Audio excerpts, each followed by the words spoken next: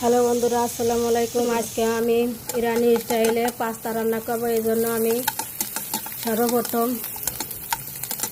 পেঁয়াজ বেরেস্তা বানায় রেখেছি। এখন আমি অল্প একটু পরিমাণে পেঁয়াজ কাঁচামরিচ কুচি দিয়ে ডিম ভেজে নিচ্ছি। এখন আমি দিয়ে দিচ্ছি সিদ্ধ করে রাখা পাস্তা, পাতলা করে আলু কেটে সিদ্ধ করে নিচ্ছি। দিয়েছি কাঁচা মটরশুঁটি। এখন আমি সুন্দরভাবে নেড়ে চেড়ে ভেজে নেব। এখন দিয়ে দিচ্ছি ম্যাজিক মশলা দিয়ে সুন্দরভাবে মিশিয়ে নিতে হবে।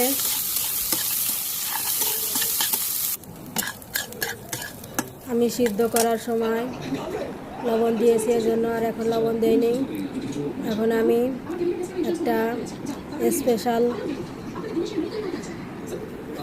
মশলা বানাবো, সেটা হচ্ছে নিয়ে নিছি টক দই। টক দইয়ের মধ্যে দিয়ে দিলাম চিনি, দিয়ে দিয়েছি লবণ পরিমাণ মতো।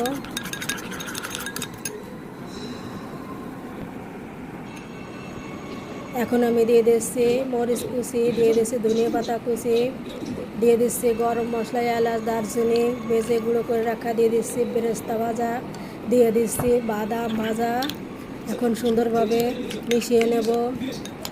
এই মিশ্রণটিতে আপনারা শসা কুচি করে মিশিয়ে নিতে পারেন। আমার বাসায় শসা নেই, যার কারণে আমি আর এখন দিতে পারছি না। এখন আমি পাস্তা রান্নার উপরে সুন্দরভাবে দিয়ে দিচ্ছি।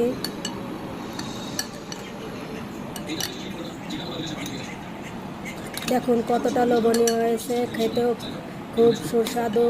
যে পাস্তা পছন্দ করে না সেও এইভাবে রান্না করে দিলে অবশ্যই খাবে। এখন আমি পরিবেশন করছি।